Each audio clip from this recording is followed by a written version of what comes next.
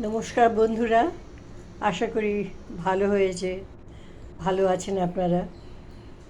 সকাল থেকেই আমরা সারাদিনে কী খাবো তার জোগাড় করতে হবে এবং খাবারটা যাতে পরিচ্ছন্ন হয় তারও ব্যবস্থা করতে হবে।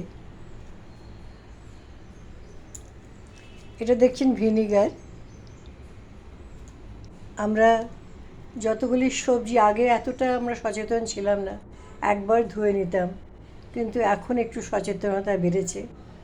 তাই এরকম টাবের ভেতরে 1 চামচের মতো ভিনেগার দিয়ে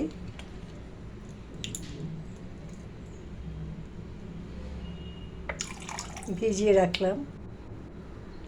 এই যে গ্রেপসগুলি দেখছেন, আমেরিকান গ্রেপস, খেতে খুবই সুস্বাদু, কিন্তু আজকাল পরিস্থিতির জন্য মানুষকে ভালো জিনিসটার উপর আরেকটু ফোকাস করতে হচ্ছে।